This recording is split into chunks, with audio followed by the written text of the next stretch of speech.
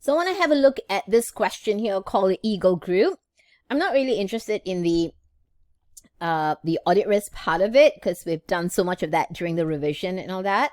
So just very quickly. So if you've got this kind of an exam question, yeah, I'm sure you've done it before. In your question one, the first thing that you do, you always go to the exhibit that deals with the requirement of the question. So why is the requirement of the question so important? The requirement of the question here is important because you need to find out all those things that are in red, which the examiner says don't do or specially do. Because if you don't follow the instructions, if the examiner says you're not required to consider the audit risk relating to disclosure, and then you put disclosures down, it would just be a waste of time. And as it is, time is so tight in the exam, so please look for the hints given by the examiner as to what you should not consider. Yeah, so here the question here is audit risk. Okay, audit risk. And then it says you should use analytical procedures to assist. Now, the exam question did not say you should only use analytical procedures, did it? No, it didn't. So use analytical procedures, but use everything else in all the exhibits as well. Right? Now, just to help you to see, I have taken the marking scheme here. All right? And there are a few points here relating to, that you can carry out analytical review on, but there are lots of other things here that has got nothing to do with analytical review as well. So when the examiner says you're not required to consider audit risk, you should use analytical procedures here. Since the examiner said that, use whatever you can, but then make use of all the information in all the exhibits. It's understood. So don't just focus on the analytical procedures alone, right? And that's 24 marks. And then here, I'm thinking about this. Using the information provided in Exhibit 5, evaluate the extract of the audit strategy prepared by Vulture Associates in respect of their audit of links and discuss any implications for the group audit. So when the examiner says evaluate this, that tells you that it's a quality control question. All right. Okay. Let's just run through it just very, very quickly. So once you've read the requirement and you know that, yeah, I'm not looking at the whole question. We really don't have time and I'm already rushing as it is. The next thing that you're going to do is look at the exam question to see whether you can find the benchmarks for your materiality calculation. So here we've got the total assets here. Yeah. So remember that when you calculate your materiality, you'll only get marks if your materiality calculation is relevant and correct. Relevant means that if the item is found in the SOFP, then you divide it by the total asset figure. So don't take something in the P&L and then divide it by the total asset figure. It won't make sense. Yeah, so your calculation has to be relevant and the computation has got to be correct as well. So I've just colored all the benchmark figures for materiality, the revenue, and the PBT figure. Just that. Okay, and while I'm doing this, I also pay attention to this. The figures here are projected, so that's really good. So I don't have to worry about grossing up the P&L because the figures have already been projected to 12 months. Sometimes the exam question gives you these figures here, and these figures here are only 8 months, then you've got to gross it up. Another thing I want you to note now that, that when I was marking the mock exams, that there were one or two who mistook the calculation from materiality to be this figure. Always remember that the right-hand side column is last year's figure. Yeah? So when you're calculating materiality, it must be in relation to this year's figure. So don't calculate materiality against the wrong figure. It will be such a waste of marks. Yeah? Against this year. We're doing this year's audit. So focus on that. All right, let's go back up here. Very quickly, your firm is appointed to audit the parent company with all its subsidiaries, okay? With the exception of links, a newly acquired subsidiary in a foreign country, which is audited by a local firm of auditors, voucher. Now, I know it's talking about a new subsidiary here, but I'm sure there'll be more information later. Okay, so I'm just brushing through. Here, I've just put on a point here that when you are going through the scenario for question 1, I use this acronym to help me sort out the information that might be relevant. You know I love acronyms, right? Okay. So PNB DADs are, so what is that? P is whether it is private or listed. Now, the reason why I have this acronym is because I find that the examiner scenario is usually so smoothly written that I'm actually entertained by it. And then by the time you come to the bottom, you're like, I have not found any risk. Then I freak out. Okay? So I'm just telling myself that when you're reading the scenario, look to see whether there's a private or listed entity. Okay? And whether it's a new client or whether it's an existing client. So pay attention to that. And whether it's before or after the year end. This thing, if it's before the year end, like here, this exam question is September and the year end is December. So you're sitting for the exam before the year end. This is an old question. Don't forget that nowadays you are sitting for the exam in 1 July. Okay, this is an old question. So this is before the year end.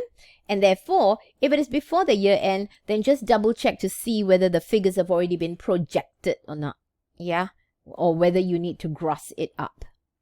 Okay, so that's one side. Then I've got DADs. D stands for dollar value, meaning that, I want to look at the dollar value because I want to get the marks for the materiality bit. All right, remember there are 4 materiality marks.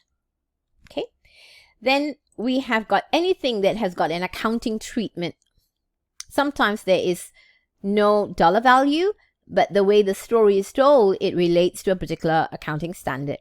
Then you've got the next D, and that is during the year. So the examiner gives you a very good clue by saying during the year this happened, or sometimes they might not say during the year, they might say in July, in August, in September. Okay, then you can see that, oh, it's during the year, kind of a thing. S stands for areas of significant risk. And what are we talking about here? We're talking about the areas relating to any of these fun car areas. Yeah. But when you're dealing with question 1, the one that is the most popular is probably this one and this one. Fraudulent financial reporting comes together with bias, management bias inside, and R is related party transactions. The last R here is on the area of revenue recognition. And I put it here because this is the only financial statement item where the auditing standards requires the auditor to presume that there is fraud in revenue recognition.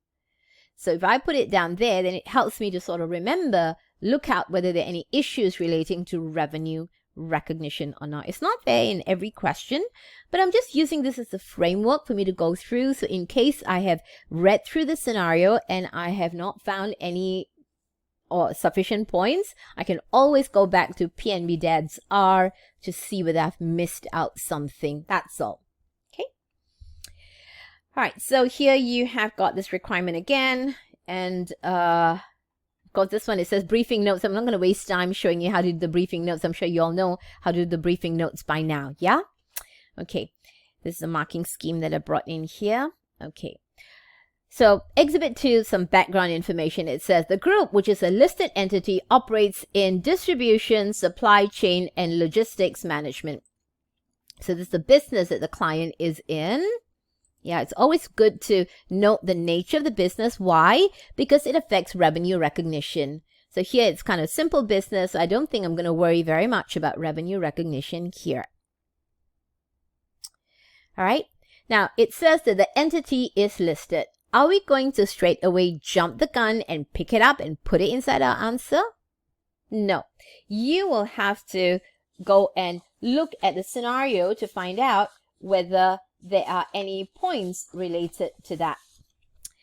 So what do we look at? You need to see whether there's any pressure. Pressure. How do you know whether there's pressure? Remember, there's a listed entity, so the pressure would be based on what figure. Can you talk to me? Can you type it down in the chat? The minute you see the word listed, what figure are you going to go and check? Okay, we've got revenue. We've got, okay, actually revenue is right, but we are particularly interested in this figure here, PAT, because that will affect your earnings per share. All right. So coming back here. So here, I've just put these little columns here just to show you Omari. So this is my O here, and then MARI here. So we've got the listed entity here. All right. And then I've got my observation here. And I'm going to say that revenue has actually gone down. I've done the calculation. It has gone down by 3.7%. Actually, the first time I did it, I did the calculation only to find out that the examiner had already calculated 3.7 in the exam question, which means I'm not going to get any mark for that because I didn't do any calculation. The 3.7 is inside here somewhere in the scenario. Okay, so that's like, lost out on half a mark. Right, and then we have got the profit after tax here because we're thinking about earnings per share, and that has gone down as well by 7.9%. All right, so I will get half mark for this. All right, so when you're doing your analytical procedures, please do it as part of Omari. Yeah, Omari is the exam technique that we are using to explain the audit risk questions. So for those of you who are just joining us, okay, so we've got Omari here. You've got the observation, the materiality, the accounting treatment, and the risk and the impact. Okay, so if you're going to put down any analytical procedures, please put it as part of Omari. Don't leave it in some appendix somewhere. You won't get any marks for it. Okay. Now, since it's a listed company, you're not going to get any marks for materiality, but and on the area of accounting treatment, we don't, but there is an issue relating to management bias. Okay. So we've got the risk and the impact here. Okay, and on the accounting treatment, there might be some management bias inside here. But when you're dealing with management bias, for this one, because it's only the results here that have gone down, the examiner will only give you 2 marks. Whereas, if in the scenario, it is not only it is listed, but if, let's say, there are family members who are also involved in management, having an influence over the financial statements, then the examiner will give you 3 marks there. All right, so usually if there's no family inside the scenario, then it's only 2 marks per point. Okay, let's go on. It says operations are worldwide, spanning more than 200 countries, and the group strategy, blah, blah, blah. There are over 50 subsidiaries in the group, many of which are international. So you have got the issue about the foreign subsidiaries. The minute you've got foreign subsidiaries, you have got to think about the translation of results. Okay. So how many points you're going to get? You're going to get 1 mark for the accounting treatment that you have to use a spot rate. However, if there is no significant fluctuation in the foreign exchange rates, then an average is permitted. And the risk here is that there are significant fluctuations and they have used an average. Consequently, the impact here would be that the revenue and the expenses might be misstated. When you've got a foreign sub, you have also got to think about the retranslation of the assets and liabilities of the foreign sub. Okay, then you're going to talk about the accounting treatment here, that you have to use the closing rate of the parent. Don't just say closing rate. So this question, we're dealing with Eagle Group, so the closing rate using the currency of Eagle and at the year end of Eagle as well. So risk is that they end up not using that rate. Impact is that the assets and liabilities might be materially misstated. Then we have the foreign exchange gains, losses on retranslation. Here the accounting treatment is that this one has to be taken to OCI. The risk here is that they have taken it to P&L, and the impact here is that the profits would then be overstated. Now, I'm just following through here. Later on, as I read more and more of the exhibits, I can add on information to my answer. Okay, so how many marks have I got so far?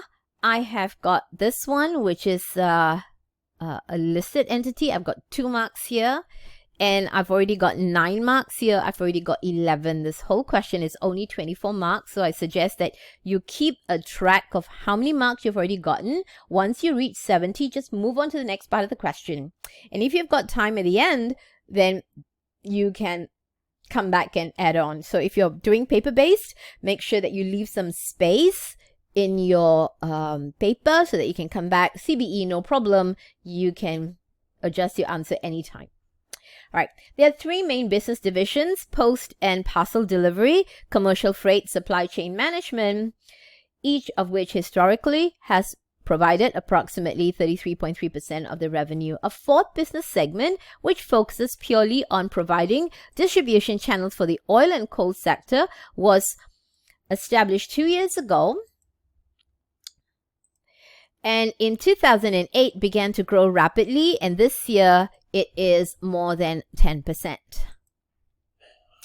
So under normal circumstances, we would bring in the part about there is a new segment. Remember, this one is a listed company.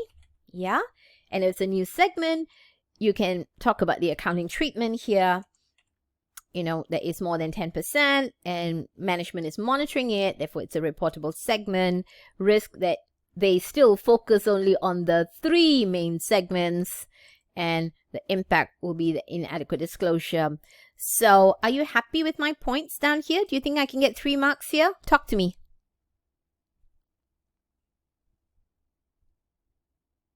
Can I get 3 marks here?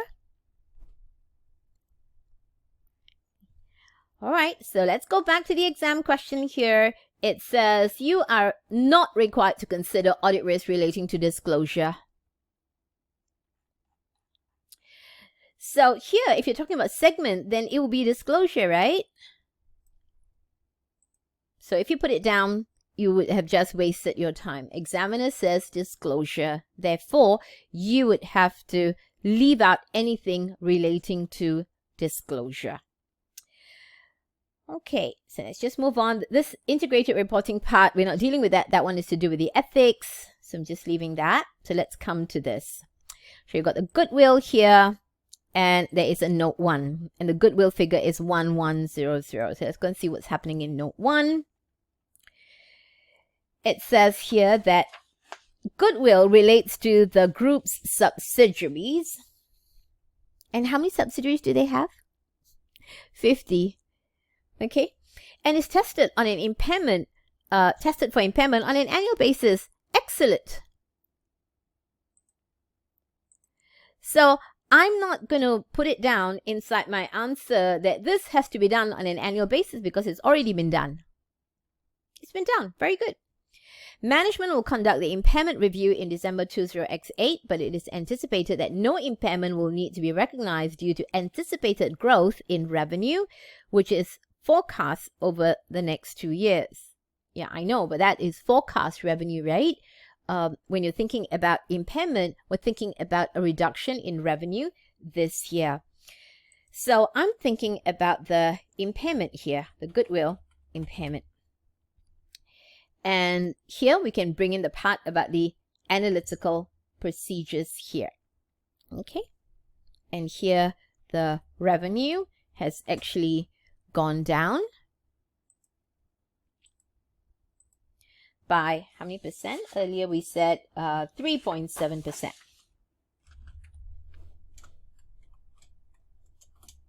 Okay. Then we can bring in the materiality, because in the exam question they gave us a value for goodwill, right? 1100. Yeah, this figure is in million. And so if you calculate that against the group total assets, then you get 31.5%.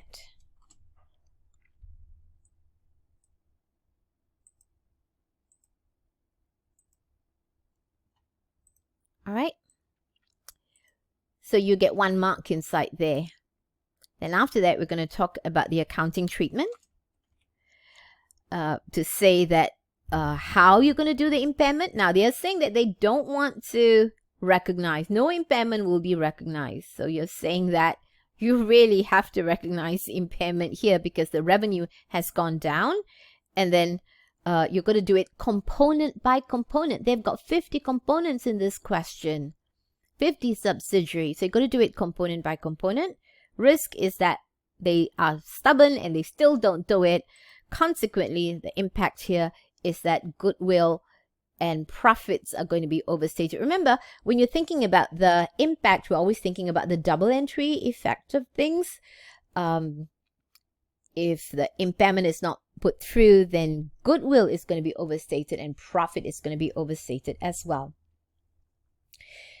Now, the question also tells you that in March 20X8, so our exam question here says that your year end was 31 December 20X8. Okay, so in March 20X8, 2 months into the year, they acquired Links, a listed company located in a foreign country, for a consideration of 351 million. And I've just brought up the exhibit, okay, so that we don't have to go to and fro. And they've shown you how the goodwill calculation has been done. And here they tell you that there's contingent consideration payable 4 years after the acquisition date. And the contingent consideration has been discounted and they're using an 18% interest rate. It's pretty high, actually. Okay. Somewhere else in the question, they tell you that the WACC for this company is 10%. They have done the due diligence work for this. So how many points are you going to put down? First of all, you've got the new sub that was acquired in March 20X8. And what are we thinking about? We're thinking about the post-AC profits. We're thinking about the issue about control. So I know it says here that the subsidiary was acquired in March, but when are you going to recognize the post-acquisition profit? So according to IFRS 10, you don't have to put down the standard number here. Hello, we're halfway through a question called Eagle. So, IFRS 10 says that you will only recognize profit from the point that you can exercise control over the relevant activities. Right? So, I am going to put the accounting treatment here. I'm going to put down the risk. The risk here is that they started recognizing the post-AC profit from the date they acquired it. It is very unlikely that the date you acquire it is the same date that you're able to exercise control. So risk is that they recognize the post-AC profit from the point the agreement has been signed. So consequently, the impact on the financial statements is that the consolidated profits are going to be overstated. And because you've got a new sub, you will always have initial goodwill. All right. So this is the initial goodwill here, the figure here. So you should be able to calculate materiality here. It comes up to 2.9% inside here, which is material. Then we're going to talk about the accounting treatment here. And the accounting treatment here is more to do with whether they have calculated this correctly or not. And when you look at the calculation, you've got the fair value of the net assets here. And the question also tells you that they have had due diligence carried out. Yeah, this blue one here is exactly the same as that. So if that's the case, then it's very unlikely to be misstated. So the risk here is that they might have missed out some of the assets and liabilities. Okay, might have, but is less likely because of the due diligence. So we're talking about the initial goodwill here. There's another item here on the area of contingent consideration. Now, contingent consideration will have to be discounted using Eagle's WACC, weighted average cost of capital.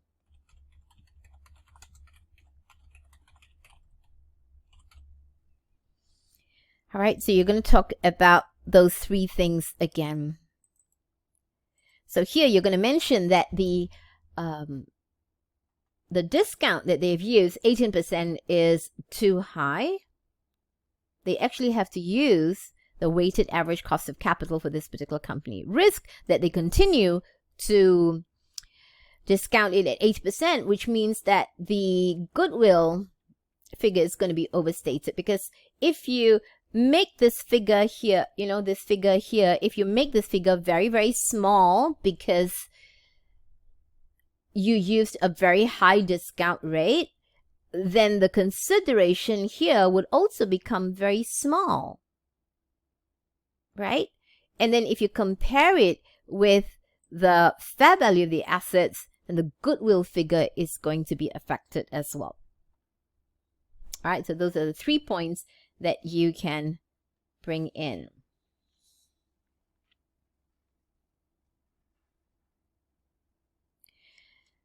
Okay, and there's some other things on the area of intangible assets here.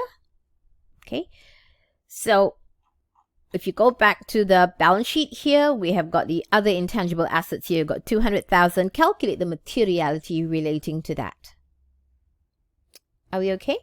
So I'm not going to finish out the audit risk part. It will just take us a little bit too long. I really just want to focus on Exhibit 5, which is to do with the reviewing of the strategy of the component auditor. So I want to do that, seriously. We've got very little time left. Okay.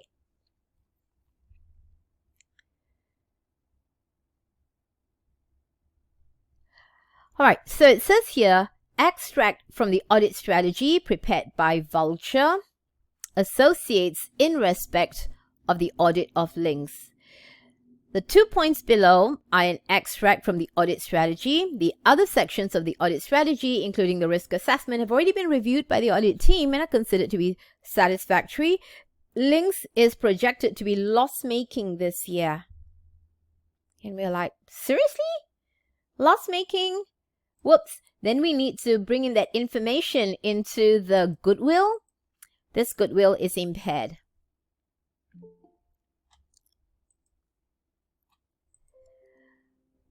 Okay. So if just joined us, we are doing this question here called we've got this contingent consideration question. In this question, there are really lots of ROMM points inside here. Okay, but remember, you don't have to put that many down. I've got another question here. The contingent consideration, is it multiplied by the probability? No, it is not.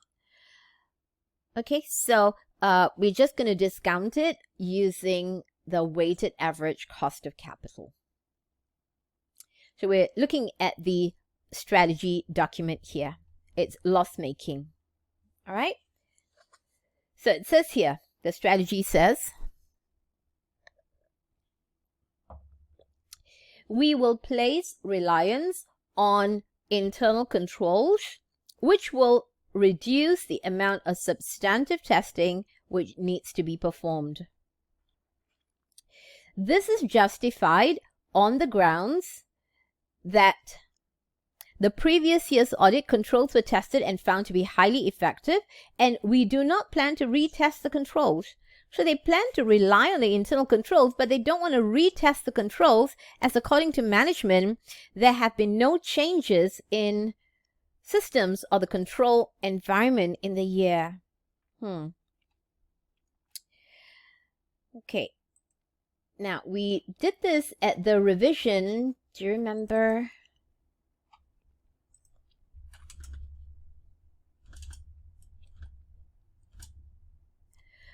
Okay. So we were talking about audit procedures, the normal sequence of procedures here. We've got interim testing, we've got final testing. Okay.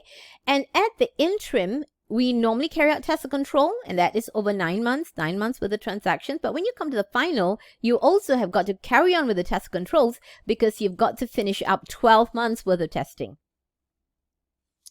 Very good. Then when you come to the final audit, you have to carry out substantive testing. So if you're dealing with sales, we've got to still do the 12 months worth of sales. And when you come to the year end, we're going to be focused on the assertions. Transactions, 12 months, balance sheet items, we still got to do substantive procedures. Okay. So coming back up here, at the interim testing, if this is a new client, we will have to ascertain the system, document the system, confirm the system using walkthrough, and then carry out the preliminary assessment of control risk and then do the testing. That is if this is a new audit. But if it is a subsequent year audit, then you don't have to do these two. In a subsequent year audit, you start with confirm, make your preliminary assessment of control risk, and then do the testing. All right? But when you come for the final testing, final audit, you still need to do CAT anyway. Because you did CAT at the interim, but at the final, you still need to make sure whether the internal controls have changed or not changed. You have to know this for yourself. Okay? So where are we? We're here. Okay, so let's have a look at this. So how are you going to work it out? So let's just, okay.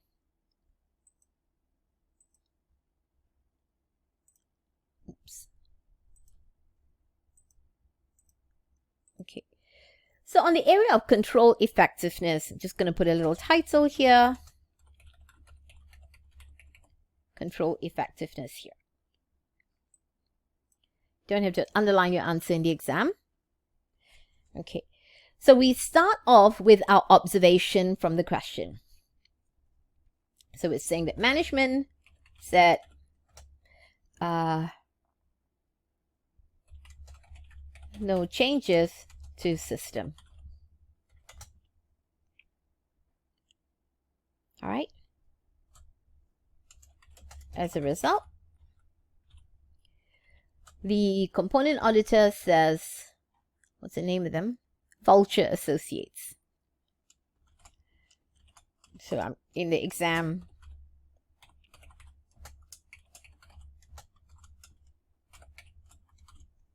All right. So as a result, Vulture Associates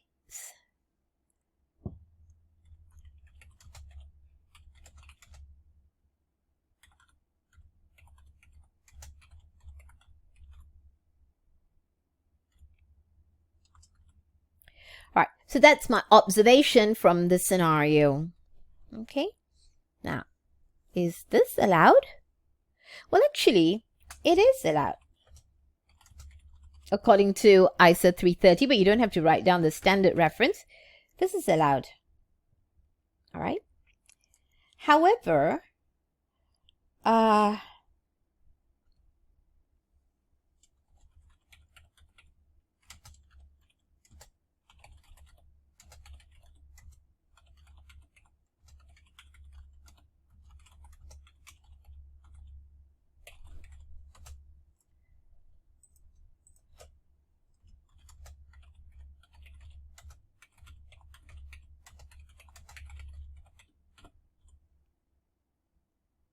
right, should have carried out the walkthrough. Okay. Now the objective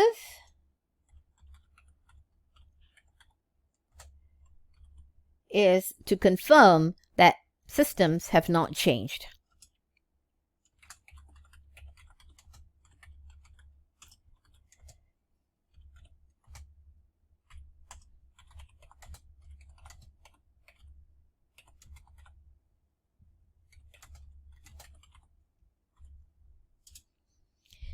You didn't check it, and therefore I'm not sure. Therefore unsure. So now, what do we have to do?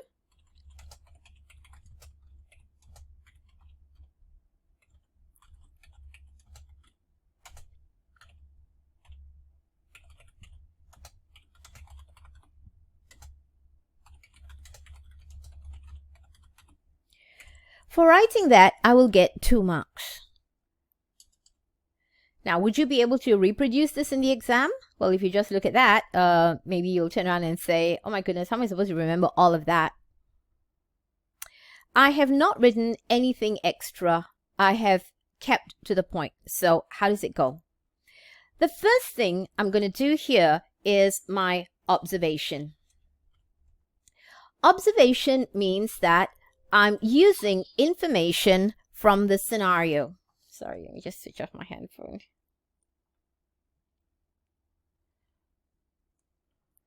Okay. The information from the scenario. Okay. The next thing I'm going to do is I'm going to make a comment.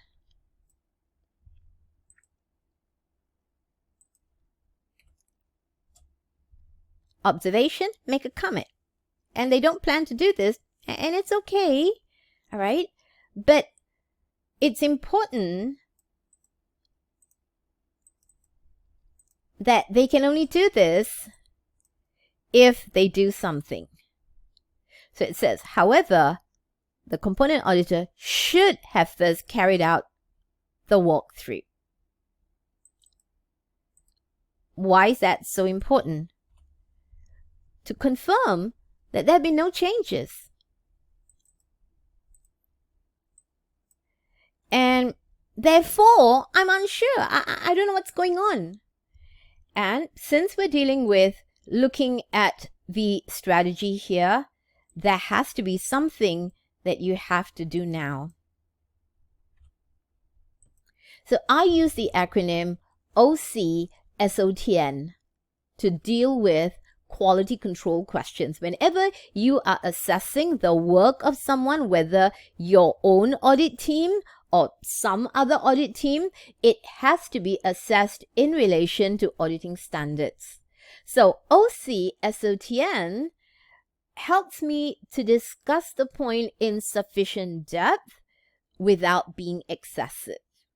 And the examiner will give you 2 marks. 2 marks means about 3 minutes worth of writing, and I've used some short forms here. This one, examiner would absolutely know what it relates to. This one, I might have to write it out in full and then put it in brackets, the acronym here.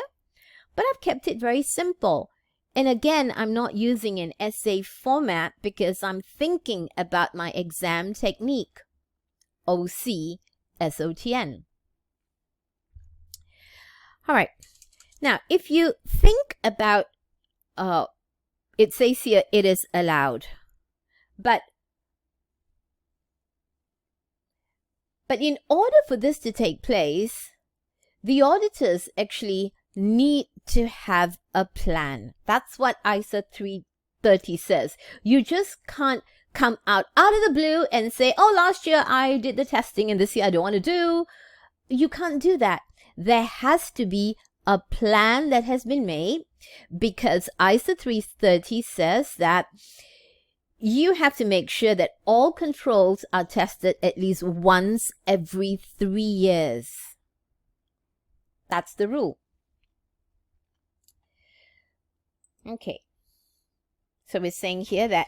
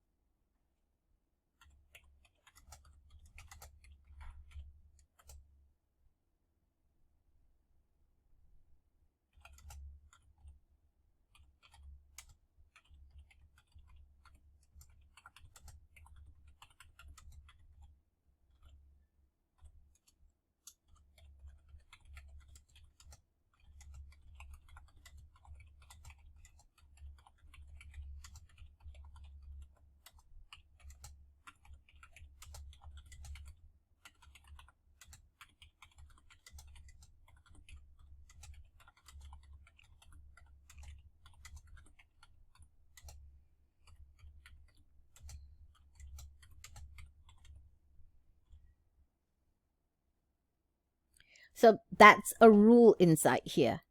It is allowed, fair enough, but there is a rule.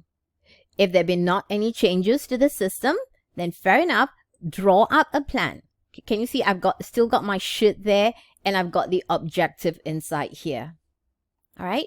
So I know there's not a lot here, but I am following the rules in ISO 330. The examiner should be able to give me at least 1 mark inside here. Okay.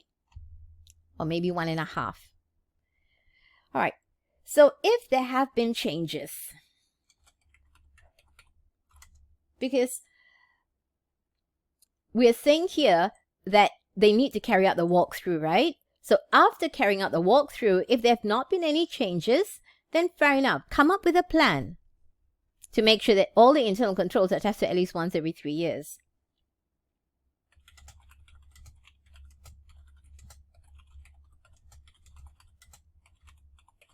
Then, what do we have to do?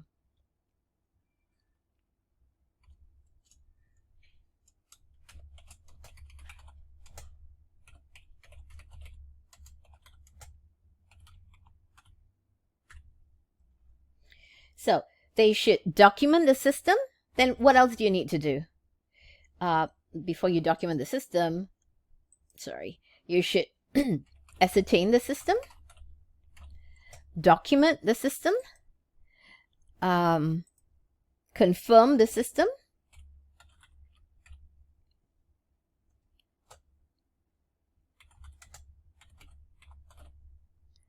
so why do you want to do that?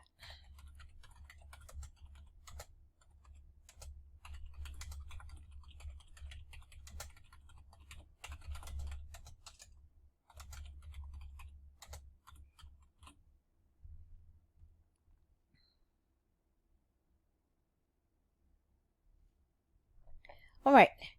So why do you do that? So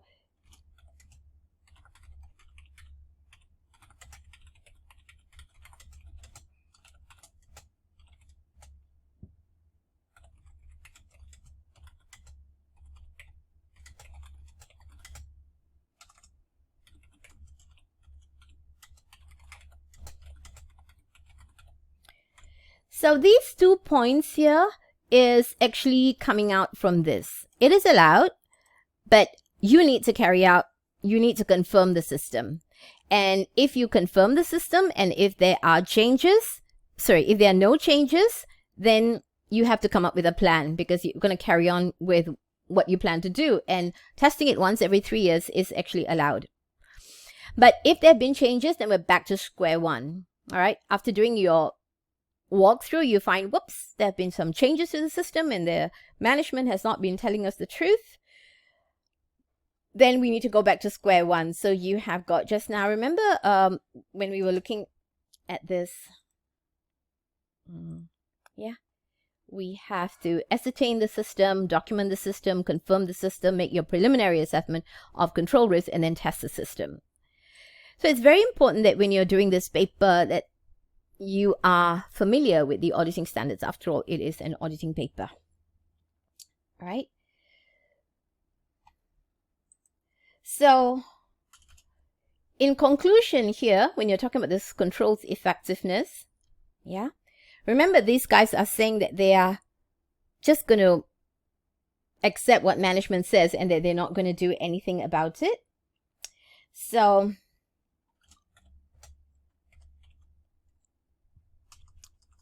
sorry.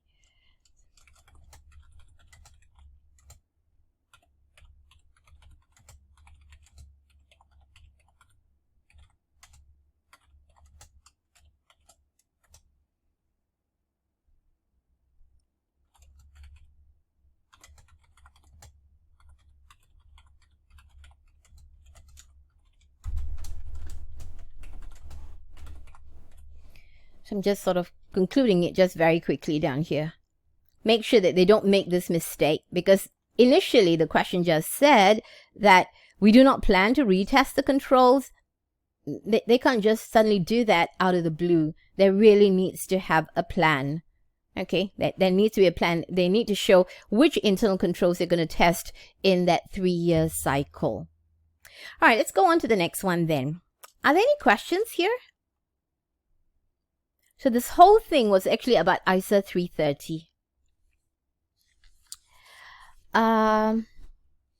What is Basil George is saying DEA and OET? What's that? Sorry, I don't recognize your acronyms. You must love acronyms too. Basil George, what is DEA, OET? The one that I have here is OCSOTN. So here I am explaining this. So this explanation here, this is allowed. So if I'm following it through here by saying that if there have been not any changes to the system, then this is what you should do. Okay. However, if there have been changes to the system, then this is what we're going to do. All right. So this one would be 2 marks. This one might be 1.5 marks here. 1 to 1.5 marks. Really depends on how much that you write. Okay. Are you going to upload this to YouTube? Yes, I will, to my YouTube channel. Design effective assessment. Okay. Can we just carry on here? Okay, so on the area of internal audit. So the question says here that Links has offered the services of its internal audit team to help perform audit procedures. So what is this part about? Okay, let's just continue reading. We are planning to use the internal auditors to complete the audit work in respect of trade receivables, as they have performed work on this area during the year. It will be efficient for them to perform and conclude on the relevant audit procedures, including trade receivables circularization and evaluation of the allowance for trade receivables, which we will instruct them to carry out. So this whole thing, that's right, it's about direct assistance. So Links is in a foreign country, right? So we need to consider that first. So they're planning to use that. And it says here, we are planning to use the work of internal auditors to complete the audit work in respect of trade receivables, as they have performed the work in that area already. So definitely not objective. So Vulture Associates.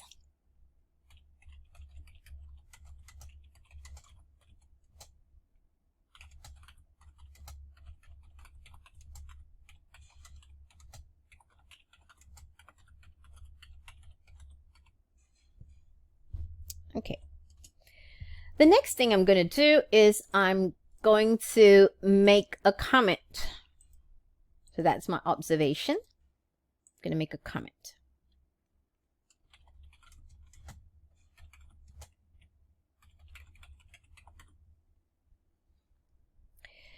So I'm going to say that this is not appropriate.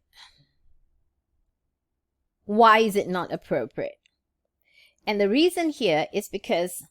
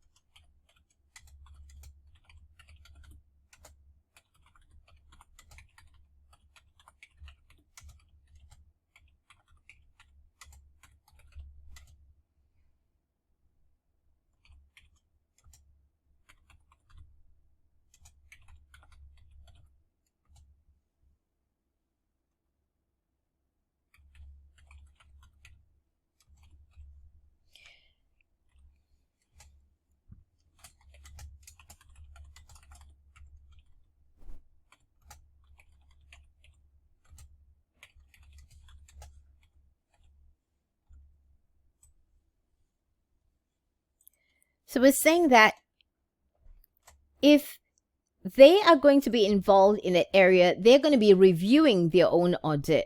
And not only that, they might not even do adequate work because they might turn around and say that they have already done the work there. Okay.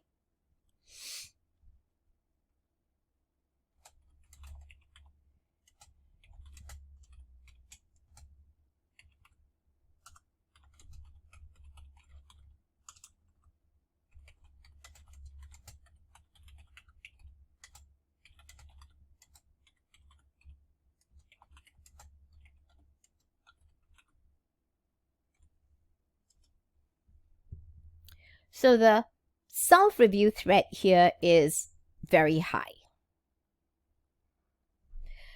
Okay.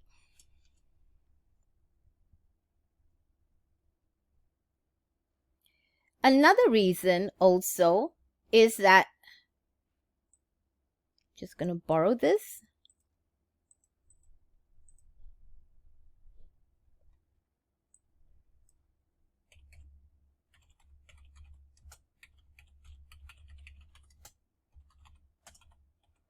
We're just discussing the rule here.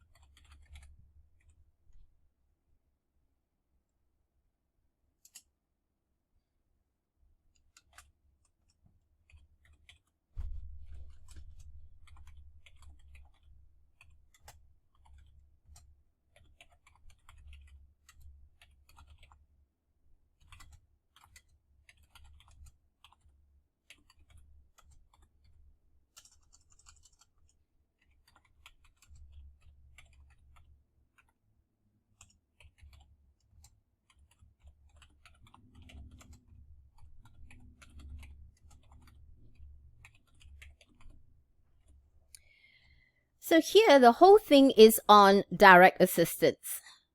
So we start off by saying that it is not appropriate. Even if this country allows it here, it is an area where the internal auditors were already involved in, and because of that, they will not be objective. Okay? Now, before we move on, the examiner says that when you bring in a threat, marks will not be given unless you explain the impact of the threat on the behavior of the auditor. So what I do here is I try and explain how that affects the behavior of the auditor. You see, these internal auditors, if they are in our team, so to speak, if you're dealing with direct assistants, then we have to think about the threat. We have to think about the threat faced by the audit team, because now the internal auditors are now part of our team. So we're saying that the self-review threat will be high in that they're unlikely to be critical of the audit that they had already done. They're going to turn around and say, yeah, I've done this one, this area already, and that's going to be a bit of a problem, right?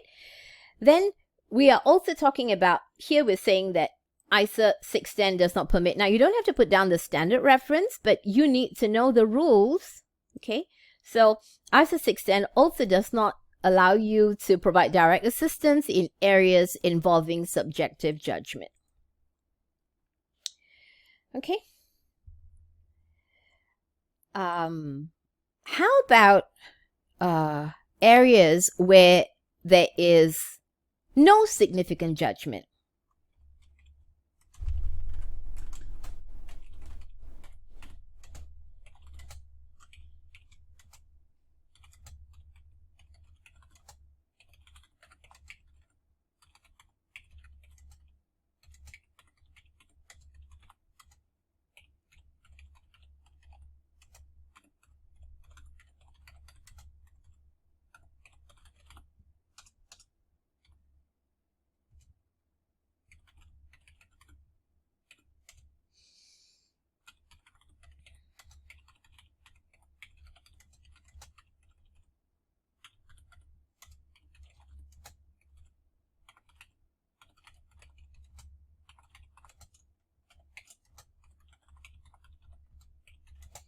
So we're saying that if it involves an area where there's no judgment, then you are allowed to provide the direct assistance, but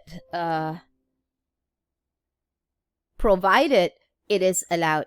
So direct assistance is not allowed in Malaysia, not allowed in Singapore, not allowed in Australia, not allowed in UK. So we need to see, I mean, we've got no idea which country they are in. So it really depends on whether the auditing standards in that particular country actually allows it. All right, so it's an area of significant judgment not allowed, but even if it's an area not involving significant judgment, then the important thing is whether direct assistance is actually allowed. So your answer doesn't have to be complex inside here. All right, so what could those areas be? So other areas.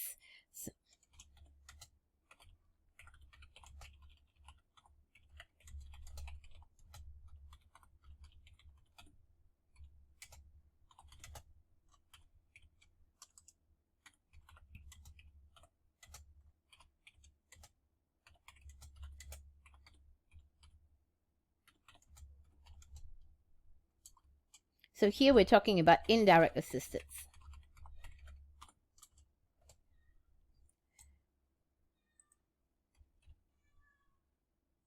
And then you can go on and give some examples inside here.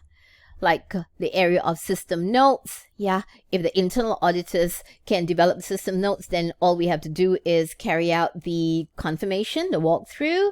Other areas are like helping us out with understanding business risk. Other areas would be like branch visits, stock takes, that can still be done. All right. Okay, so that's really quite simple. We put down quite a lot of points inside here. All right, so this whole thing was on direct assistance. So we're talking about wholly about direct assistance, where ACCA 610 does not permit, I mean, regardless of whether it is allowed in that country or not, does not permit in the areas where the internal auditors were already involved in, areas involving judgment. But then at the end of the day, we still need to go and find out whether it is allowed. And if it is not allowed, we can still use the areas of indirect assistance, and you can give some examples inside there. Okay.